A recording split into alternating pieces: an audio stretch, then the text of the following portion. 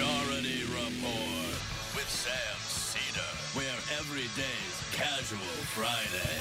That means Monday is Casual Monday, Tuesday, Casual Tuesday, Wednesday, Casual Hump Day, Thursday, Casual Thurs, that's what we call it, and Friday, Casual Shabbat. The Majority Report with Sam Seder.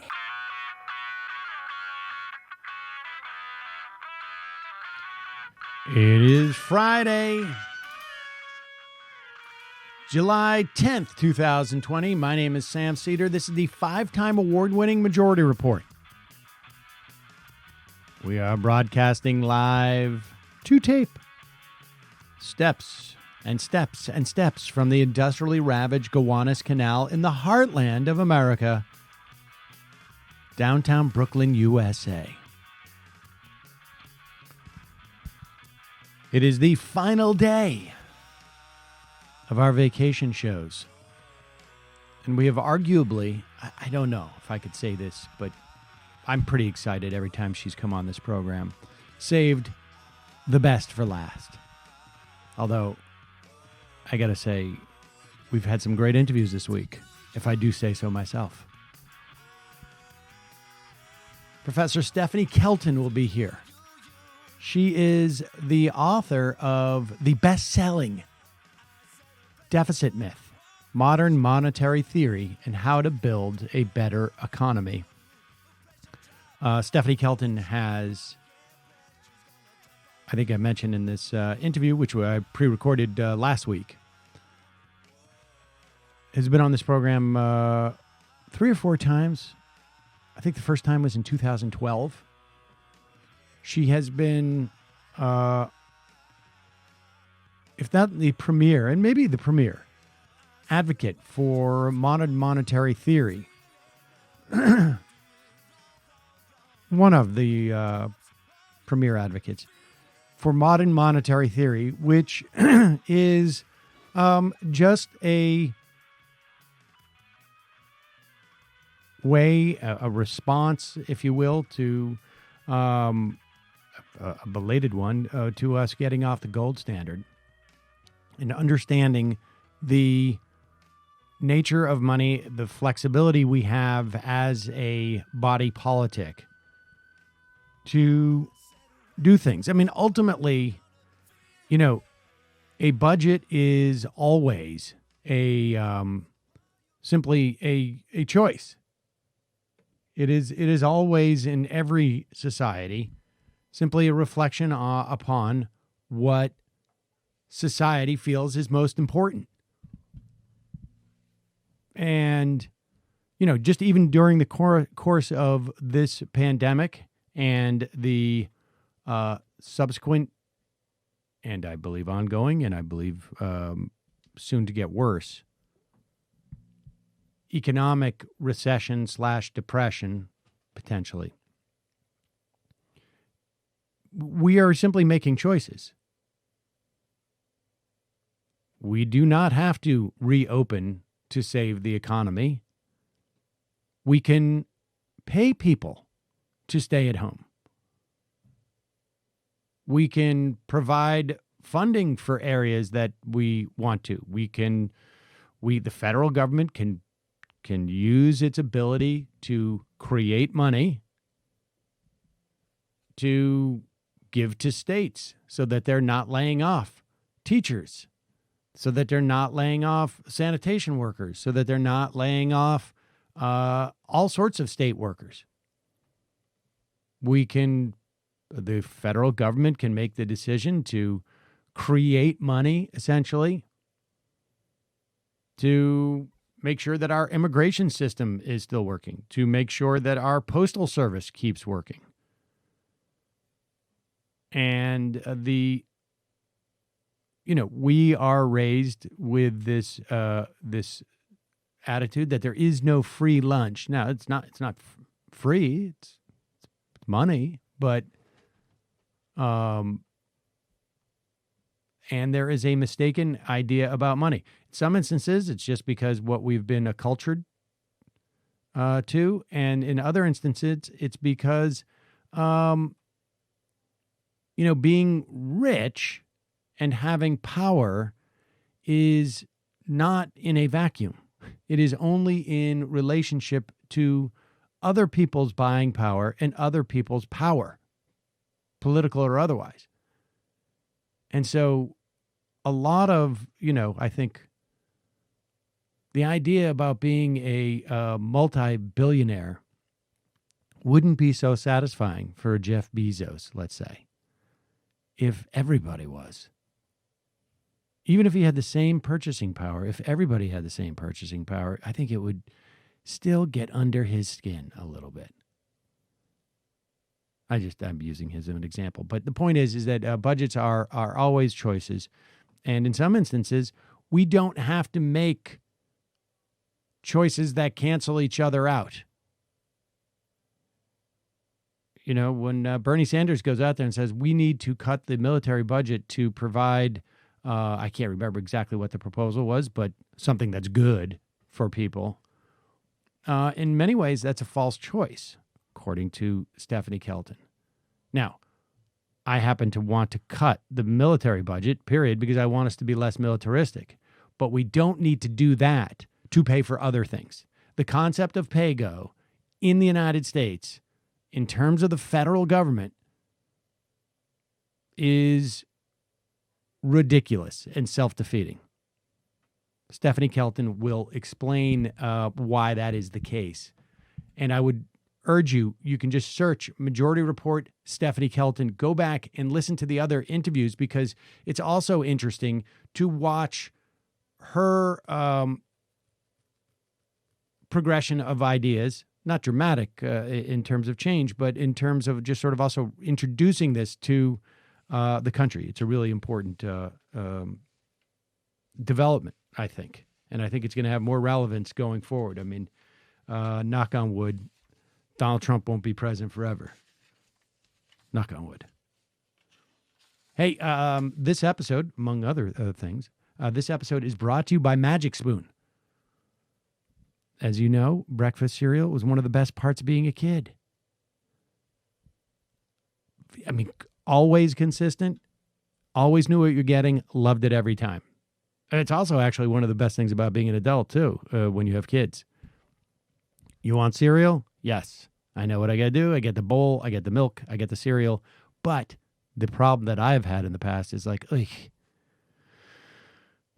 if the cereal is not horrible in terms of health for my child, then he's not going to like it. Or she, for that matter. But he, in particular, is the issue right now.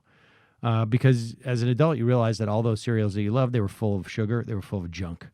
Magic Spoon is a new cereal company that's discovered a way to recreate your favorite childhood cereals with 0 sugar, 12 grams of protein, only 3 net grams of carbs in each serving. Magic Spoon has 4 flavors.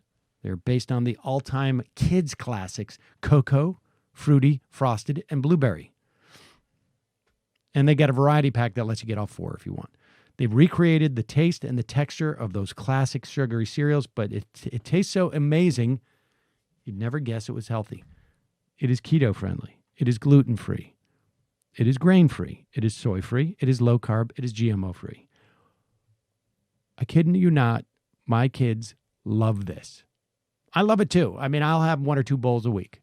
They will have 5 to 7 bowls a week of this cereal, and they love it. Saul actually who is a little bit shy, as you know, was actually going to do a testimonial. That's how much he loves it. Maya likes it too, but Saul is hardcore Magic Spoon advocate. And like his father, he must finish the box of fruity before he moves on to the box of frosted or the box of blueberry or the cocoa. We don't mix stuff in my family. Everybody's very ordered. Go to magicspoon.com/Majority Report to grab a variety pack and try it today. You can have fruity one day and cocoa the next day. Use promo code Majority Report at checkout to get free shipping. But we, in this house, we go through each box in sequence. Magic Spoon is so confident in their product, it's backed with a 100% happiness guarantee. So if you don't like it for any reason, they refund all your money. They don't ask any questions about it. It's just like, here. They don't even say, like, what's wrong with you? That cereal is amazing. The magicspoon.com, it's magicspoon.com/Majority Report, code Majority Report for free shipping. Also, ExpressVPN protects your privacy and your security online, but you can also use ExpressVPN to unlock movies and shows that are only available in other countries. Everybody's at home. Everybody's gone through their entire playlist. They've watched everything they've ever wanted to watch again. You've watched The Sopranos 6 times. Battlestar Galactica, you can only watch that 3 or 4 times, all 70 episodes before you start getting a little tired of it. Well, you could use ExpressVPN to binge on shows like Doctor Who on UK Netflix. You just fire up the ExpressVPN app, you change your location to the UK, you refresh Netflix, and that's it. Boom. ExpressVPN hides your IP address and lets you control where you want sites to think you're located. You can choose from almost 100 different countries, so just think about all the Netflix libraries you can go through. But it's not just Netflix. ExpressVPN works with any streaming service. ExpressVPN is ridiculously fast, so you can stream in HD, no problem. It's compatible with all your favorite devices, whatever you like, your phone, your pad, your computer. I don't know what's after that, but if you visit expressvpn.com/majority, you get an extra 3 months of ExpressVPN for free. Support the show, watch what you want, protect yourself with ExpressVPN at expressvpn.com/majority.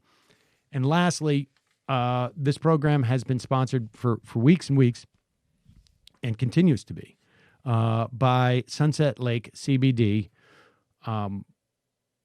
I had tried CBD a little bit. I had tried like a tincture. It didn't really do anything for me, and so I never really thought about it.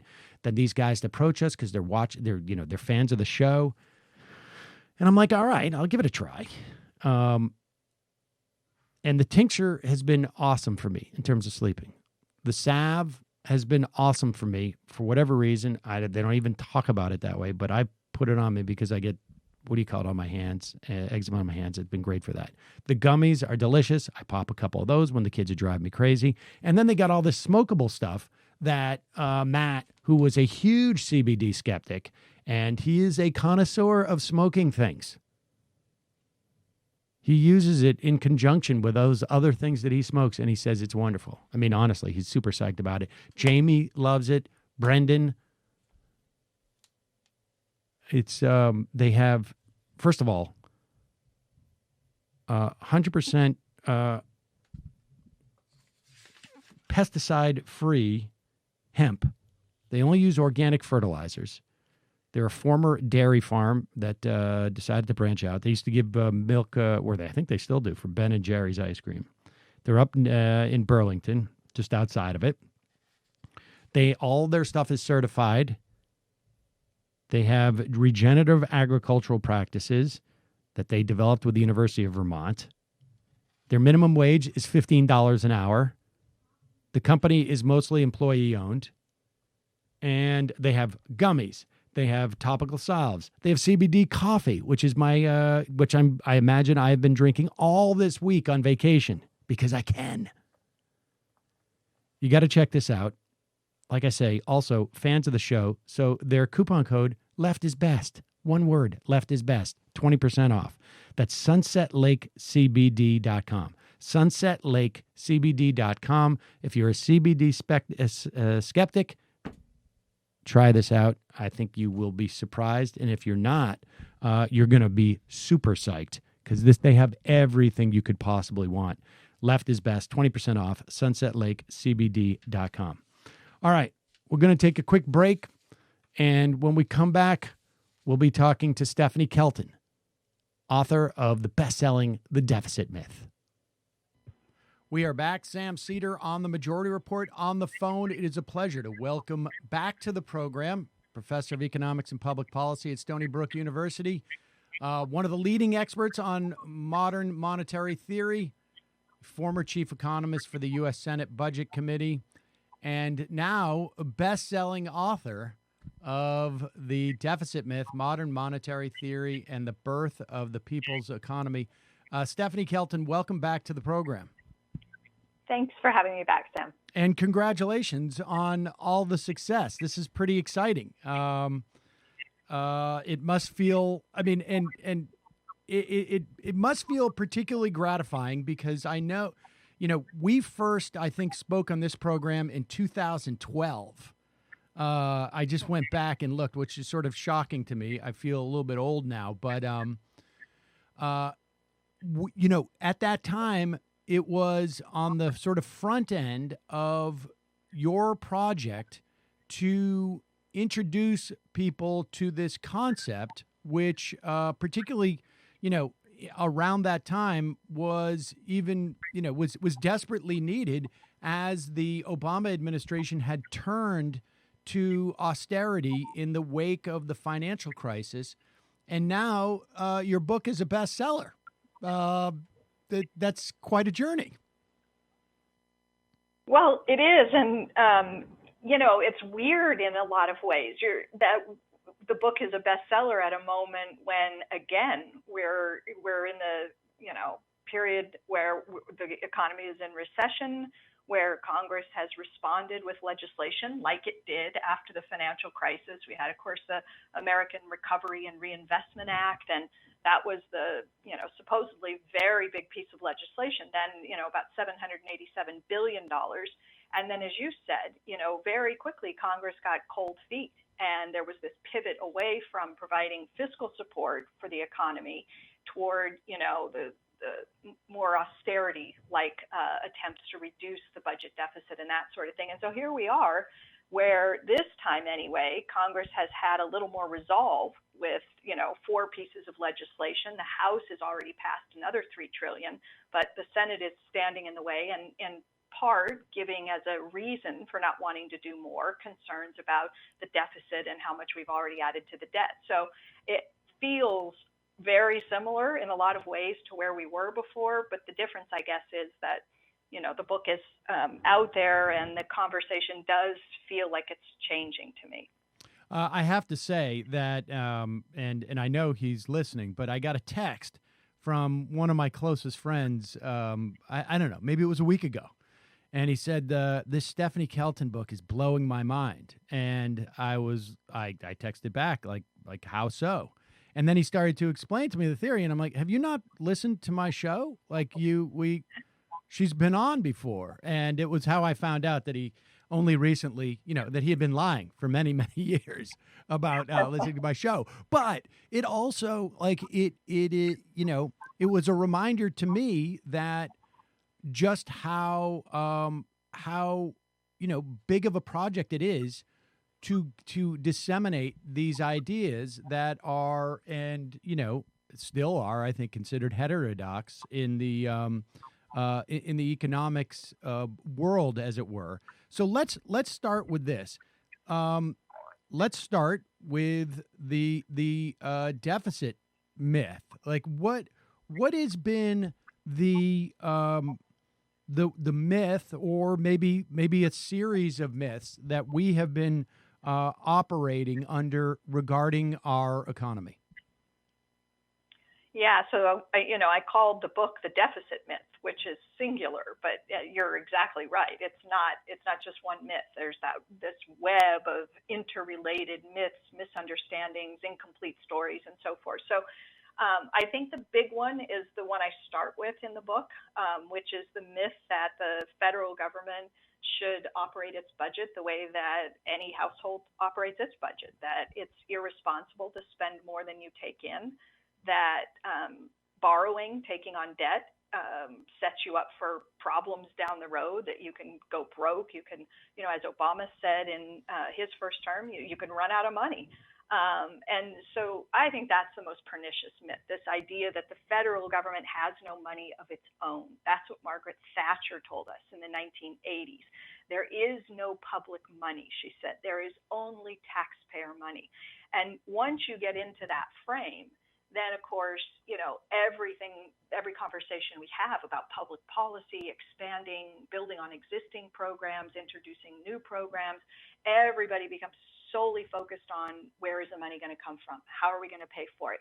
Thinking that the government, like any of us, like a household, has to go out and collect up the dollars first, either by taxing the rest of us or by borrowing from savers, from the likes of China or whomever. Then once they get the money in hand, then they're in a position to turn around and spend. And I hope that what we're seeing now, with the way Congress has been responding to coronavirus, is that it's just pulled back the curtain and made it absolutely clear, I think, that that's not the way it works, that Congress can step forward. Congress has the power of the purse, and Congress can write a bill, authorize the spending, and that's where the money comes from. They're spending money they do not have, and the money comes out of the decision, the commitment to spend it. That's where it's coming from. And so we've really got to reverse the thinking and recognize that the government spends first, and that puts new dollars out into the economy. They are given, it's like the government is giving birth to new money every time Congress passes one of these bills. And then those dollars are out there and they can travel around the economy and change hands and help support jobs until the time comes where the government removes them. And that's what happens when the rest of us pay taxes to the government. So, and that's only one of the 6 myths that I deal with in the book. Well, I want to get to some of the others as well, and I sort of want to put a pin in the sort of what we're learning right now, because it does feel that if I put you in charge of history, and you wanted to sort of outline how much of a myth the perspective on the deficit has been, the last 3 or 4 years would be probably how you would write that script. Let's have the party that was so concerned about deficits and debt blow open the deficit and the debt, and then let's just cap it off with our ability to sort of spend trillions of dollars, over the course of and have that decision made over the course of several weeks. So let's go. I mean, what are when we talk about that myth of the deficit, what are the other sort of, I guess, the most relevant myths that we've been operating under that have really shrouded in many respects the reality that our budget is really just a document that you call it a moral document that is just an expression of what we want to have happen in society? So, yes, Congress gets to sit down and write a budget and put resources into various places, into defense, into infrastructure, into education, into healthcare, and every line item there. They can write down any number that they like. There is no financial constraint when it comes to the currency issuer, which is the federal government of the United States of America. They have the sole legal authority to issue the U.S. dollar, to issue our currency. It can't come from anywhere else. Congress is not financially constrained. That is not to say that there are no limits. Congress could write a budget that commits too much spending, and the punishment for doing that would be inflation, right? It would drive up prices and we would have an inflation problem. But that isn't how Congress has behaved, not in the recent past, not historically. What they do is they typically underspend, which is to say that they do not take full advantage of the space that's available to them to employ everybody who wants to work, to help produce the goods and services that would materially increase well-being in this country, that we could do a lot more, that in fact we've been living far below our means. You always hear people say, a deficit is evidence that the government is living beyond its means. Not at all. Not at all. We have been living well below our material means for decades. Hey, we have the people, we have the capital equipment, we have factories, we have machines, we have workers, we have all of these things in abundance, and many of them sit idle. They go underused or unused. And so what I'm saying is that represents a huge cost to all of us, to the economy, to our society. It's a foregone opportunity. Whatever we could have done with those things, had we put them to work, would have had the potential to increase our well-being, but we didn't do it. So it's lost to us forever. So when Congress sits down to write a budget, I think they should do it in a mission-oriented way. They should, not be thinking about matching up how much comes in and how much goes out, where the focus is to strive to balance the budget. Who cares about that, right? I want a balanced economy. I want Congress sitting down and deliberating, saying, look, we got, child poverty rates that are an embarrassment. Let's attack that problem. Let's drive child poverty to zero over the course of the next 10 years, or set a goal, right? We've got infrastructure that's graded at a B plus in the United States of America. Let's raise that grade to a B plus or an A over time. Let's make those investments. Let's craft a budget that recognizes that, there are limits. We can't spend without limit. But once we recognize how much room the economy has to safely absorb that new spending that we're authorizing, then let's, come up with a plan, be strategic, make the investments in our economy, and make it transparent to the American people, and set goals, and then hold yourself accountable. Okay, so let's just start with one end of this. And when we talk about means, the way that people have perceived the concept of means in the past is that we don't have the taxation, the taxation engine, as it were, to support this spending. But in fact, what means in this context is the ability to print money. I mean, that is the only limitation to our means, right? And that in terms of a limit on what we can print, it is not, again, this engine that produces taxes from folks in the private sector, but it is rather seeing the impact of this money that the government is putting into the economy. And those, I mean, on some level, our language about these things is completely restricts our ability to conceptualize, in many respects, what's going on. Absolutely. I think, that's exactly right. Words matter. And the fact that we use language like deficit and debt and borrowing and burden of debt and all this kind of stuff just creates unnecessary anxiety and confusion. Every time someone hears the word government deficit, they could replace it in their mind with non-government surplus, with use the words our surplus. Okay, when the government is engaged in running a fiscal deficit, we hear that and we think, oh my God, that's irresponsible. It's mismanaging its finances. Something's gone wrong. Fix it. But we shouldn't think of it that way. When you understand what's really happening, a government deficit simply means that the government has spent more dollars into the economy than it has subtracted back out, primarily through taxation. So if the government spends, let's say, $100 into the economy, and it only subtracts $90 away by taxing those dollars away from someone, it has by definition left someone with $10. You put 100 in, you subtract 90 away, somebody gets 10. So the government's deficit is always equal to a financial surplus that is sitting in some other part of the economy. Every deficit is good for someone. The question is, for whom and right. For what? Are we engaged in deficit spending for the purpose of providing a huge windfall to the people who least need the help in this economy, in this society? Or are we doing it for the purpose of, dealing with climate and joblessness and poverty and, misery in communities and so forth?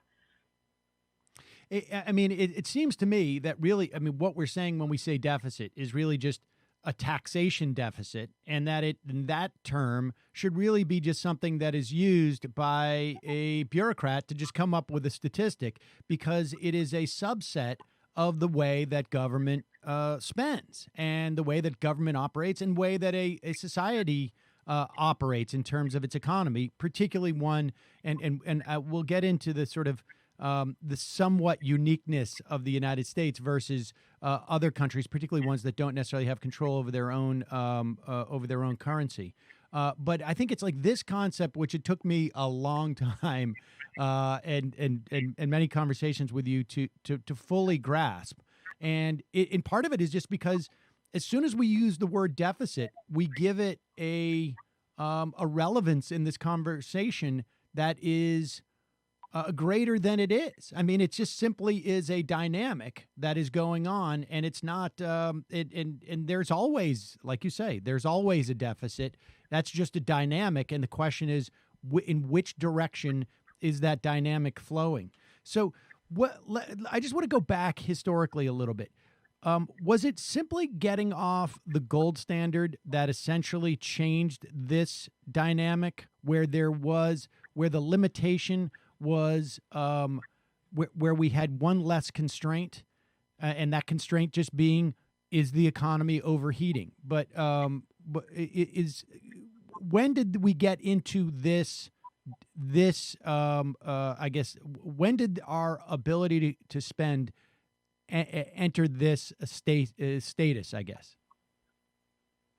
Well, you always had the ability to spend, even under a gold standard. Even then, the punishment, though, would be different, because the risk was that you would run out of your gold reserves.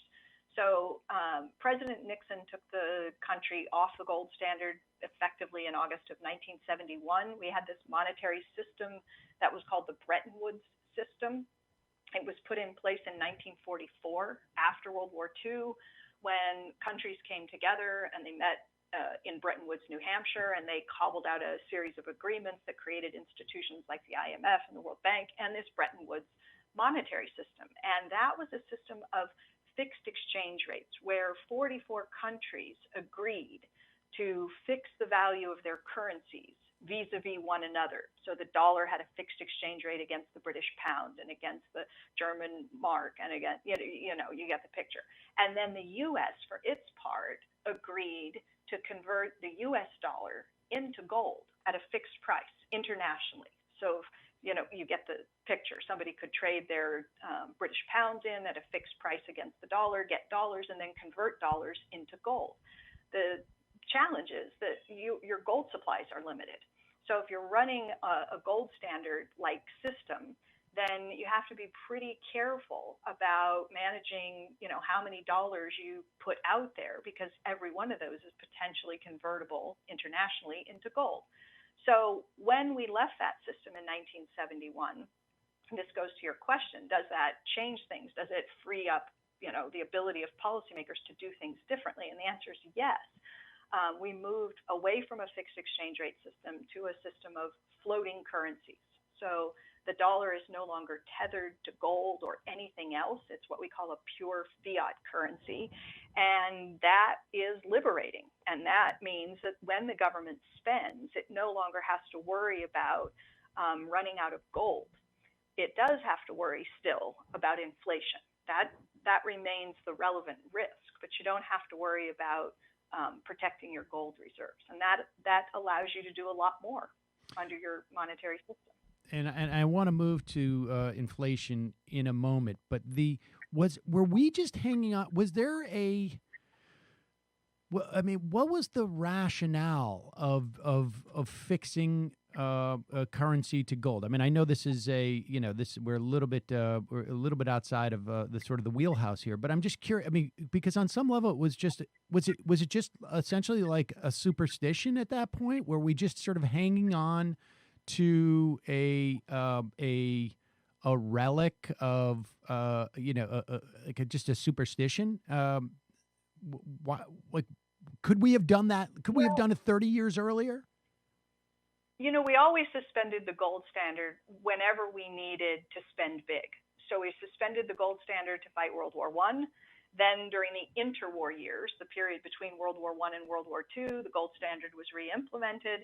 And then to fight World War II, we go back off the gold standard. So there was this belief, though. I mean, Sam, I think it's like you say superstition, and I think that's part of it. There is the belief that somehow it makes a currency more sound if it's attached to something that's real, that's perceived as real.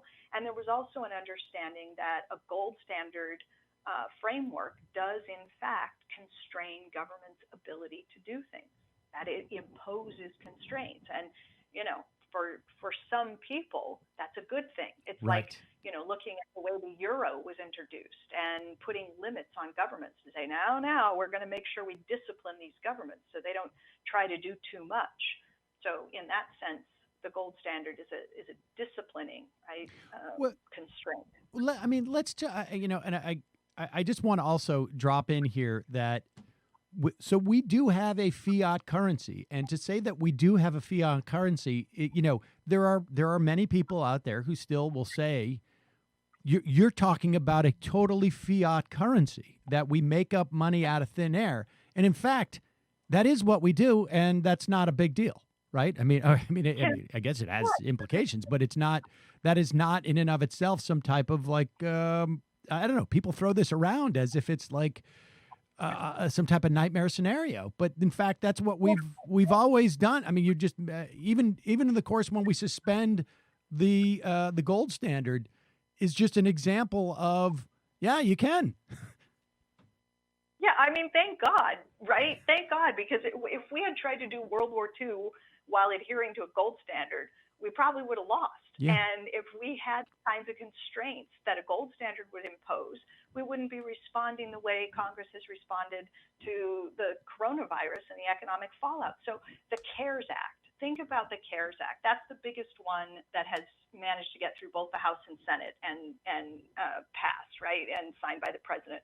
That's $2.2 trillion. That was Congress just going, okay, we got to do something, and it has to be pretty big. So let's write this thing, and let's get it quickly passed. And that bill did not include any so-called pay-fors. There was no tax increase associated with that or anything. Congress just said, we're going to spend $2.2 trillion. Let's go. And that legislation effectively ordered up $2.2 trillion from the Federal Reserve. That's what that bill did. It said to the government's bank, get ready, because we are about to spend $2.2 trillion, and you're going to make those payments on our behalf. And so the Fed fills that order on behalf of the U.S. Treasury. The Federal Reserve's job is to fill that order, and they fill the order by creating digital dollars. They don't physically print dollars so the government can make its payments. They use the computer at the Fed, and they make the appropriate entries in people's bank accounts as the government spends, and the numbers go up. You say, where did the money come from? Well, it came from the Fed typing the numbers in. That's how the payments are carried out in the modern era under a fiat currency system, where the issuer of the currency, in this case, the federal government, has committed to spending money it does not have. How can it do that? Well, it's the issuer of the currency. And a sideline, there's a lot of data that suggests that the CARE Acts, at least like the $1,200 payments and some of the bonus unemployment insurance, has, been incredibly effective in reducing poverty in the country. Just sort of it turns out. A lifeline. Go ahead. Yeah. No, I'm sorry. I didn't mean to interrupt you. It's been a lifeline for millions of people in this country. Absolutely. All right. So we have this dynamic where we can spend, and we keep mentioning that the only constraint to this is the appearance of inflation. So talk about the and the reason why we can spend up until inflation is that there is so-called slack in our economy or within our society. Explain that concept, and then explain how we measure it. Okay. Well, so first, let's talk about the slack thing, because economists usually think about inflation in one of two ways. There's the kind of inflation that arises because there's just too much spending in the aggregate, right? Total spending in the economy is too high, and our economy can't keep up. Our businesses can't keep up. They can't produce enough goods and services to meet that high demand, and that starts to put pressure on prices. So we have what we call demand pull inflation, just too much spending pressure and the inability of the economy's productive capacity to meet that demand. So that's one type of inflation. The other type we call cost push inflation.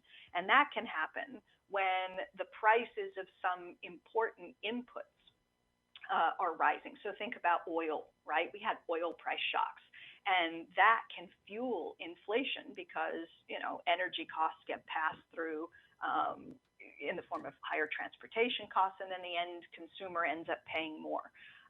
Higher healthcare premiums and, prescription drug prices. That feeds into how we measure inflation. We have different measures like the consumer price index and the PCE and PPI. We have all these different indices for measuring prices. So we try to say, we want to get a picture of what's happening to prices in the whole U.S. economy. How do we think about that? Well, we construct a price index. Let's take the consumer price index, and we say, what kinds of things does the average consumer buy every month? You have housing, you have transportation costs, you have energy, you have healthcare, you have, food and clothing, education, that kind of stuff. And then we weight them. How important is each of these things in the basket? So if healthcare, housing, energy are big contributors to the consumer basket, then increases in the prices of housing or healthcare can drive headline inflation. So you can imagine inflation arising for lots of different reasons that have nothing to do with an economy that's running above its maximum speed limit. So inflation is complicated. It's a complex dynamic. There's not a simple model that you can write down that will help you understand inflation, like in all times and places. Well, so we have two different types: demand pull and the cost push, and the cost push, largely, it seems to me, is not really is not a one is fiscal, I guess, and one is monetary in a way. Is that a fair enough way to put it? One is a function of the cost of commodities at one point, which, some are sensitive to how much money is in the economy, and some are just a function of like, oh, we ran out of oil, or there's, a ship, crashed, and so there's less oil, and the price of it goes up at that point. That's more of a cost push inflation. But theoretically, like real estate, housing, that could be a function of how much money is in the system, correct? Like, if people have a lot of cash, they're be willing to pay more for housing, and then it gets more expensive.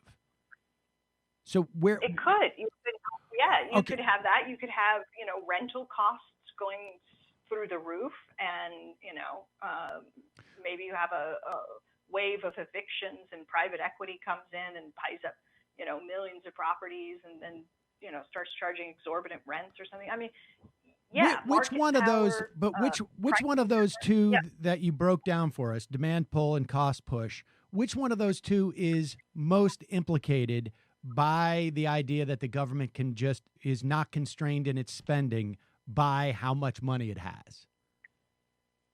Well, the one that people worry about is demand pull. That somehow the government is going to be too aggressive in terms of passing spending bills and spend too much money into the economy.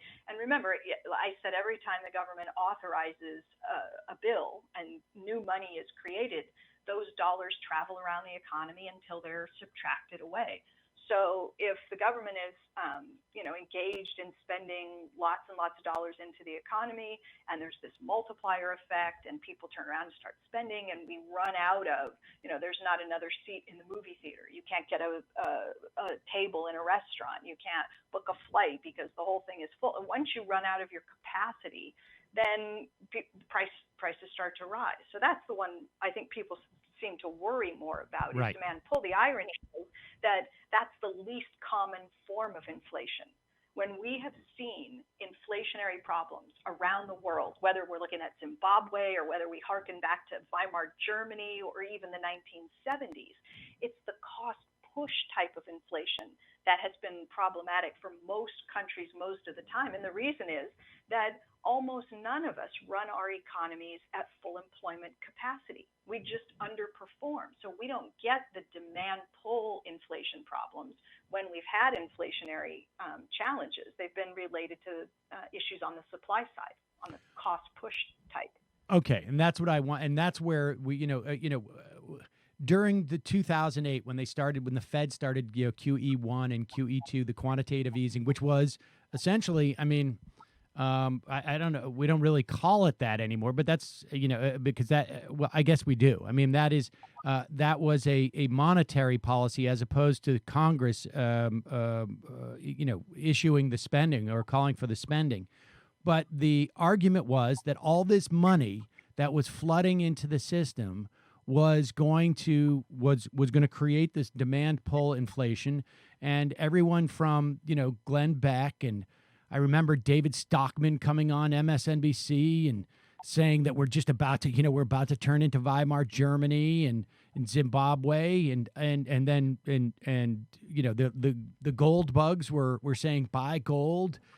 Because this is about to go on, and nothing happened. Literally nothing happened. All that we did was not spend enough and not grow the economy. So the cost push inflation is one of those things that monetary policy or even fiscal policy can't necessarily deal with, right? Unless it has the ability to, I guess, somehow reduce the cost of those goods.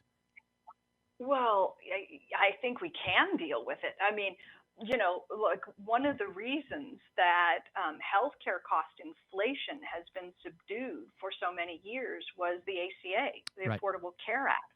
And so there are things you can do legislatively through regulation. There are people who argue that actually Paul Volcker, who was chairman of the Federal Reserve, during the period of very high inflation in the U.S., right, prior to Greenspan. And Volcker pushed interest rates extremely high in an effort to break the back of inflation in the 1970s and into the early 80s, well, really 1970s. And he is widely credited with successfully breaking the back of inflation through raising interest rates very, very high. But there are people who say that Volcker does not deserve credit for finally taming inflation, that in fact it was Jimmy Carter who we should be grateful to, because Carter deregulated the natural gas industry, which broke the oil cartel's power to keep oil prices very high by creating, a competitor to that energy market. And so I think there are lots of things we can do to deal with cost push price, take away pricing power, diminish pricing power, patents, monopolies. If you were talking to Dean Baker, he'd probably say Right. there are all kinds of things. Yeah. So you see. Right. I'm just trying to lay it out clearly for folks where the government could step in if we had a cost push situation, which was like a sort of a lack of supply. They could come in and do things to promote that supply. On the demand pull inflation side, this is the other problem, that there's too much cash out there, and that there's only and that there is no slack, and for every new movie theater that the government could build, if it need be, there would be so much cash out there that they would just get filled up immediately, and that's what we'd still have, this sort of runaway inflation.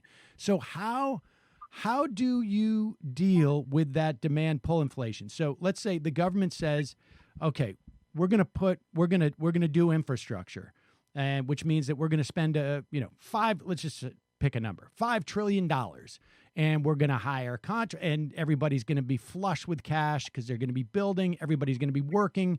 We're going to get unemployment down to 0% or 0 point, and for a long time in my life, we were told that you cannot get unemployment below 4%. The natural rate of unemployment is there, and then we did it.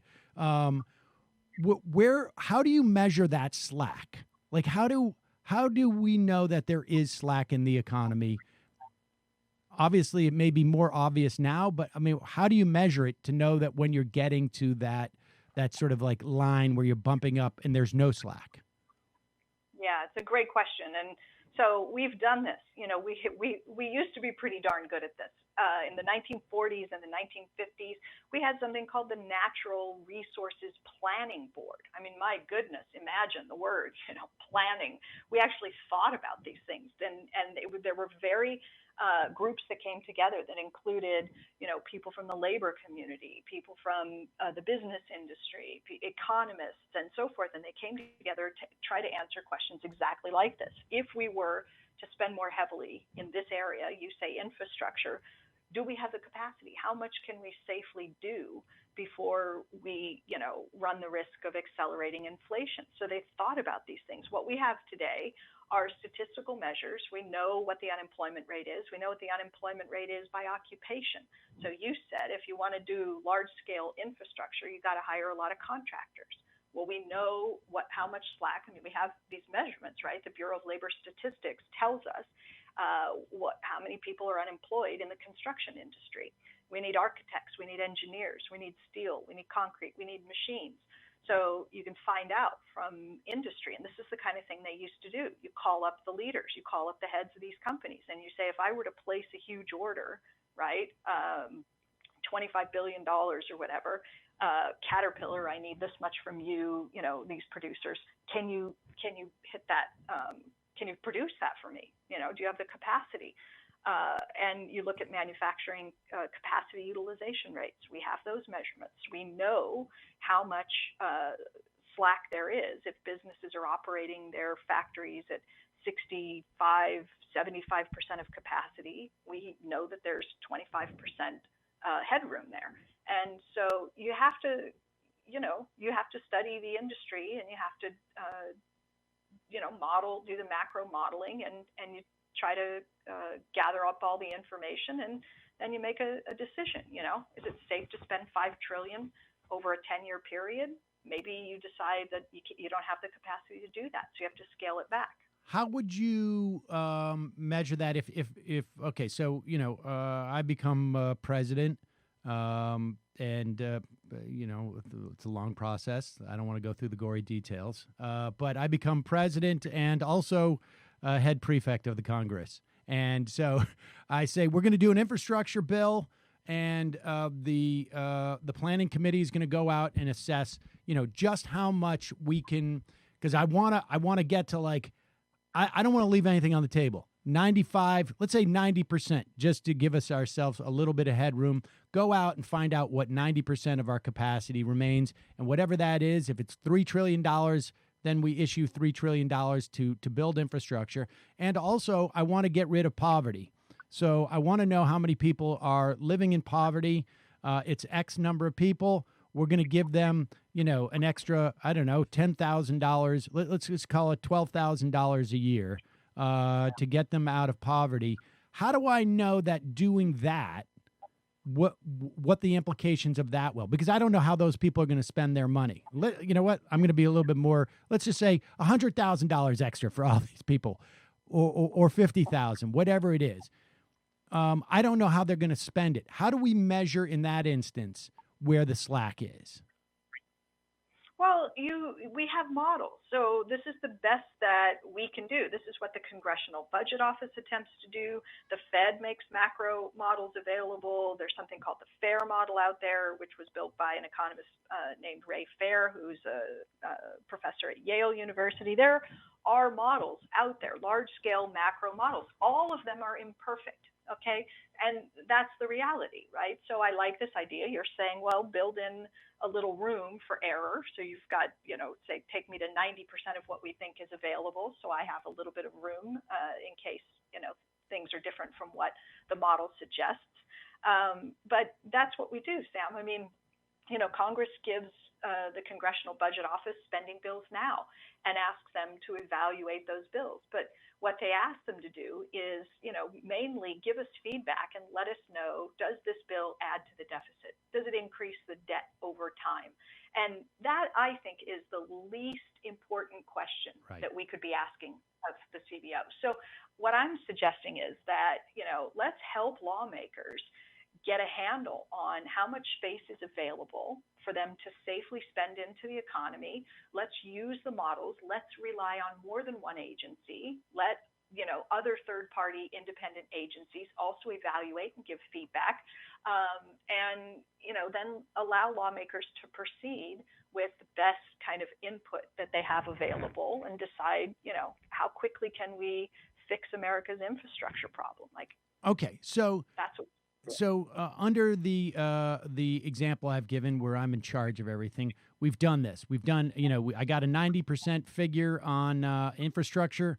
We did it. We pumped that money out. I got I got an estimation on what it would take to eradicate poverty and what the sort of the capacity, what the, I guess the consumer consumer goods could sustain with providing folks who are living in poverty with money, so they can go out and they're buying they're going to a restaurant, they're going to see movies and this and that, and there's enough slack in it.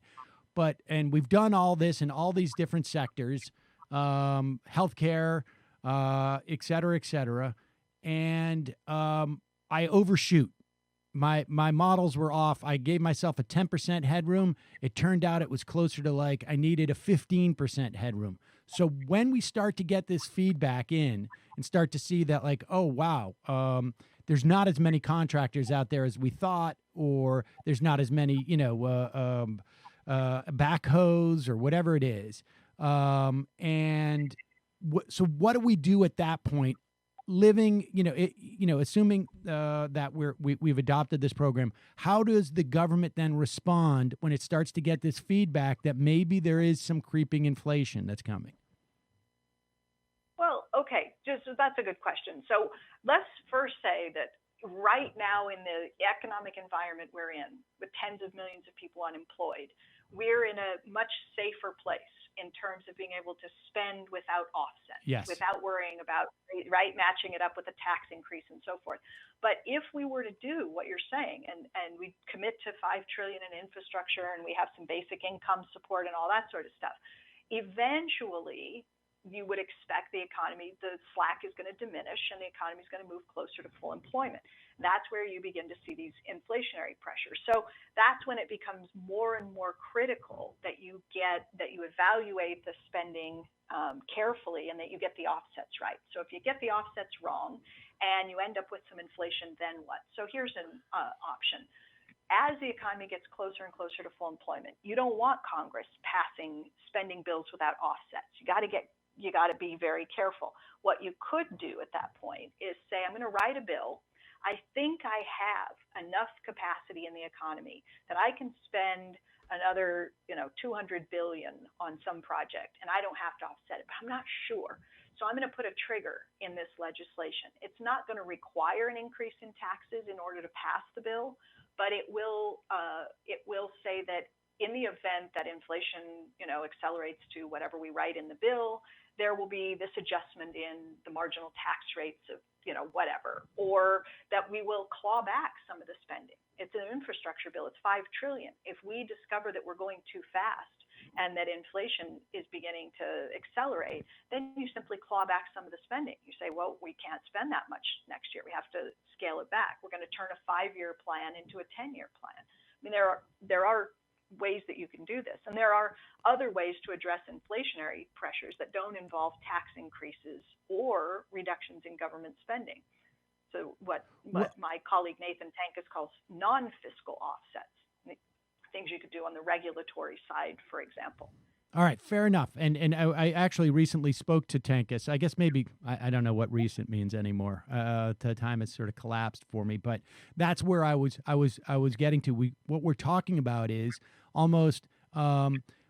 it's almost the flip side of automatic stabilizers, we, and this is something that people called for in the CARES Act, and they wanted them in the HEROES Act, which was, just to remind people, an automatic stabilizer is if unemployment doesn't drop below 8% by,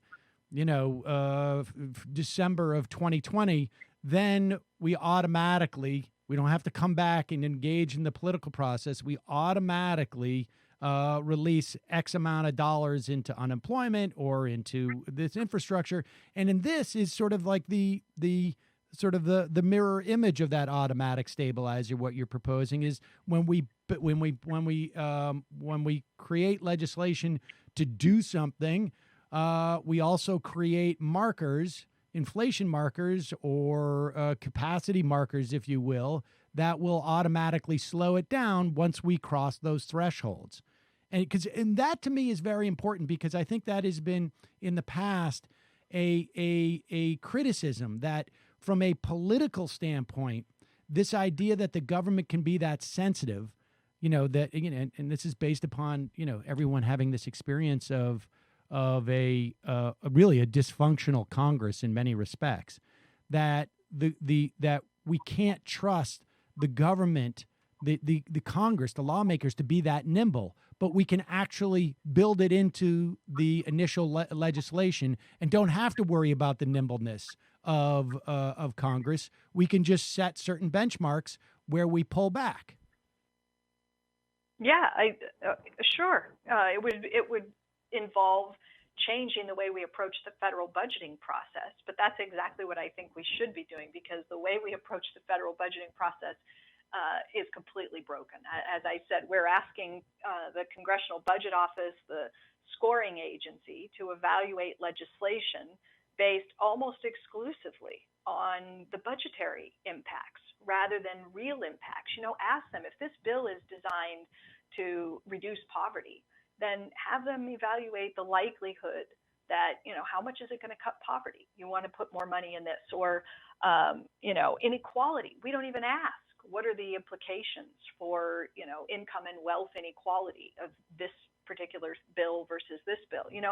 Let's get some useful feedback to help guide lawmakers and get away from this, obsession we have with solely judging the attractiveness of any new spending bill based on, whether we can avoid adding to the deficit. Otherwise, it can't go to the floor. It can't get a vote. If you could make a reform that would help the lawmakers, because I know that it's not just this is not a question of like lawmakers saying like, oh, I've studied modern monetary theory and I don't buy it, or this and that. There's a lot of ignorance, right, towards this. Like if and it's just, I think, hard for people to sort of reassess what has been very conventional wisdom.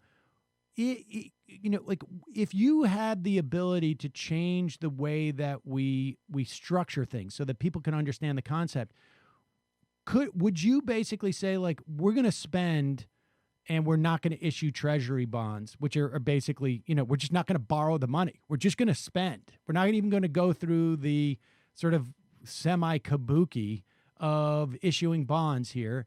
And we don't even really need to, if somebody in some bureaucracy wants to keep track of the deficit of us spending to what we tax, fine. But it's just not going to be a number that we really need to talk about. I mean, would that be what you would do to sort of like help conceptually our government to understand and free them up psychologically to do this? Probably. Sam, it's so funny because I used to be more or less agnostic on this question, because I don't think that the way we do things currently is inherently problematic. Okay. It's just that it's so opaque, and the discourse around what's happening is, the borrowing from China bit, and the idea that someday the bond markets might wake up and decide no more dollars for you, Uncle Sam.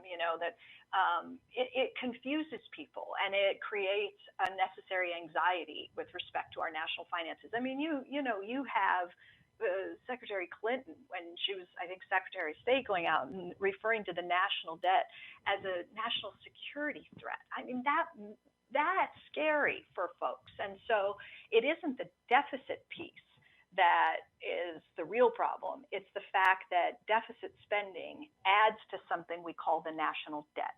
And then we have all the borrowing from China, the national security, the burdening of the next generation, all that stuff that's wrapped up in that. So when you say, would I just get rid of that piece? No more treasuries, no more borrowing. We'll just have deficits without the debt piece. I think I'm there. It would be much more transparent than what we do today. It's hard for people to understand. They think that the government has to borrow when it spends more than it collects in taxes. It doesn't have to borrow. It chooses to borrow. And what's happening is that, I'll go back to my earlier example. If the government spends $100 into the economy and only subtracts 90 away by taxing, it's left $10 sitting in the economy somewhere. When it borrows, quote unquote, what it does is it subtracts those $10 back out and replaces them with government bonds, U.S. treasuries, which are really nothing more than interest-bearing currency. So you've taken dollars out and replaced them with dollars that amplify themselves.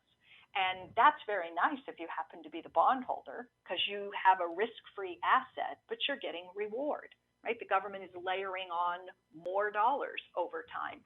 And that creates problems. My time in the Senate, working as the chief economist for the Democrats, I can tell you both sides, Democrats and Republicans, big obsession with the line item in the budget called interest expenditure, interest on the debt. And they see that number, I think last year, if I'm not mistaken, it was about $380 billion in interest payments. Okay, that's just a subsidy to bondholders. That's what that is. But they see that line item in the budget and they think it's eating up money that could have been spent on other things. So Republicans say, oh my God, look at the CBO projections. We're going to be spending more on interest than we spend on defense, right? That's how they see it. Democrats think, oh my God, this is money we could be spending on education or healthcare.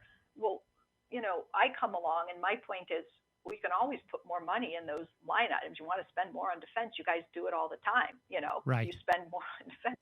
Democrats could put more money into programs that they like. But what public purpose is served by providing $380 billion of interest income to bondholders annually?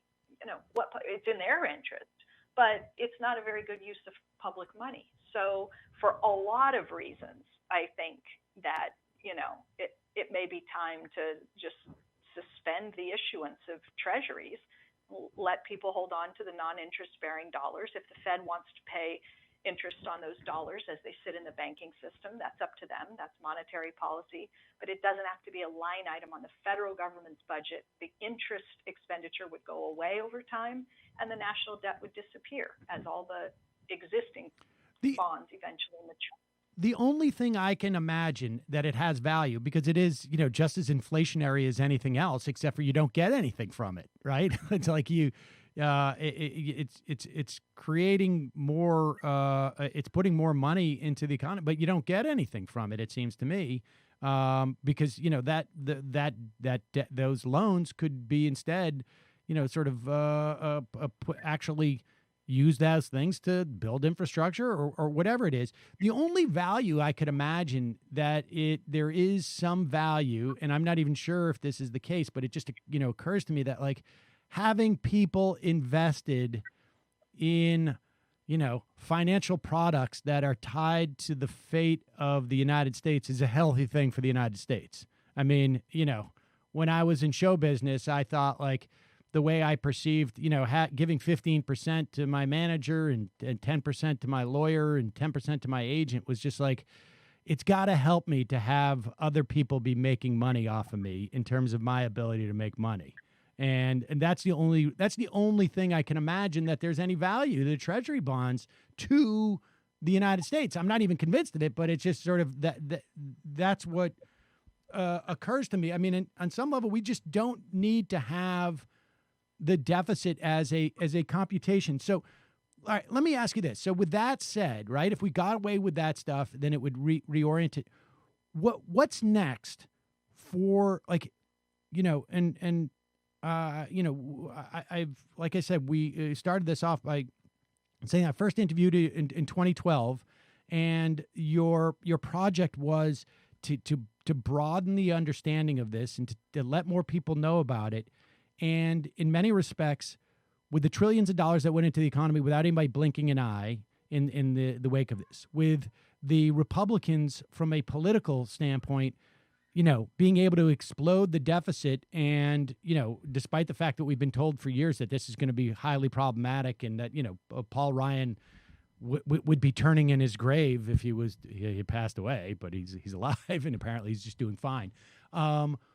What's the next stage? What's the next phase of this project for you? I mean, I know you'll continue to you know, and you get a best-selling book now, but what is, like, how do you then take this understanding and give an operating manual to actually have these ideas get implemented within the context of the government?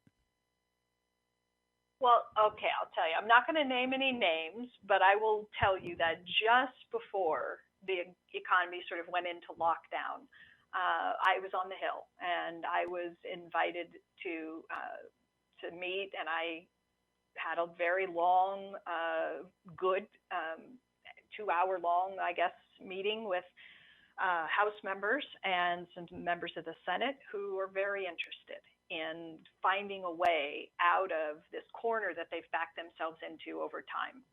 And we didn't even talk about the Clinton surpluses, but I think they're important and instructive because, you know, the Democratic Party has for a very long time, you know, basically used the talking points that come from the Peterson Foundation and fix the debt. And they've reinforced this narrative, this idea that deficits are something that they ought to try to avoid, that the best times we've had were probably during the Clinton years when the budget was in surplus, that they are the true party of fiscal responsibility, the last party to not just balance the budget, but put it in surplus. And they now see, I think, that they have been playing Charlie Brown to Lucy and the football for a whole lot of decades, and they don't want to do it anymore. And yet they feel trapped by some of their prior rhetoric and stances and positions they've taken with PAYGO and that sort of thing. So, you know, it was very good for me to be in a position to have these conversations, try to be helpful to them as they try to extricate themselves. Because, you know, they're looking at the possibility of taking the White House in November, maybe picking up the Senate, who knows, but they're going to inherit an economy that is still in very bad shape. Yeah.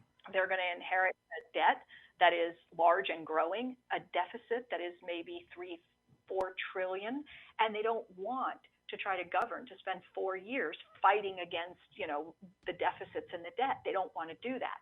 So, you know, where do I go next? I was having those in-person conversations. Now they take place, you know, remotely.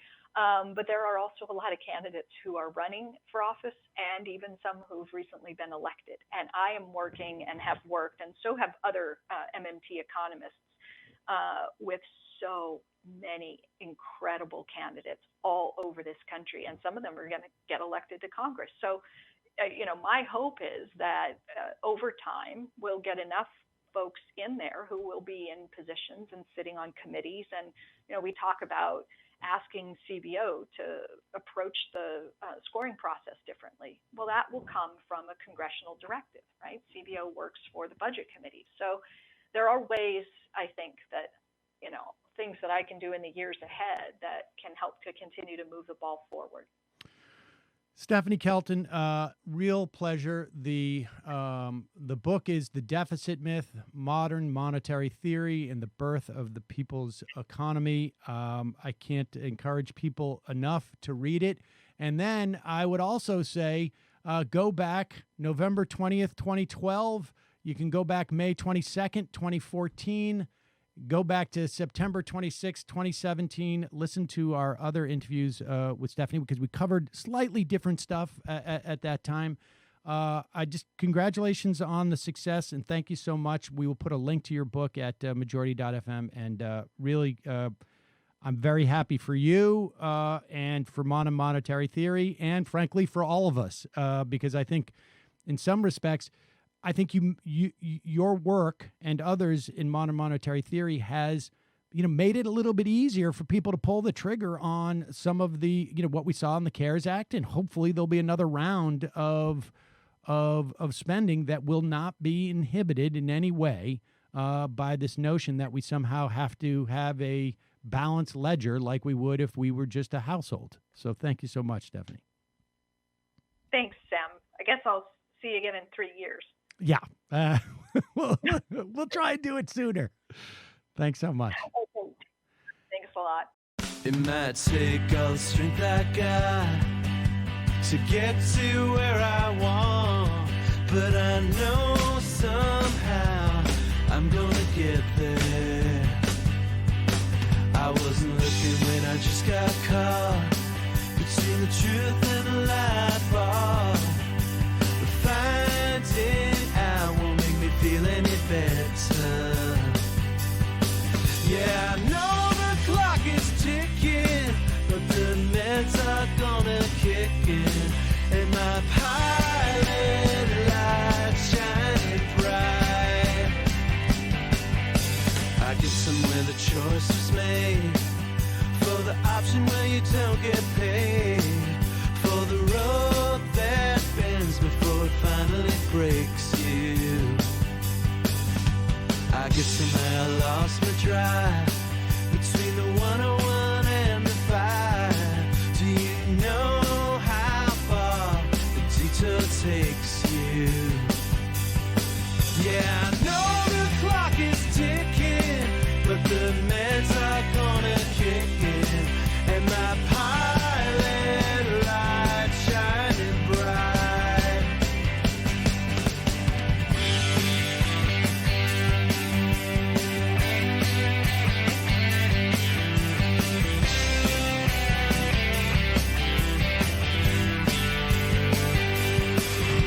The months drifted into years while I shifted in and out of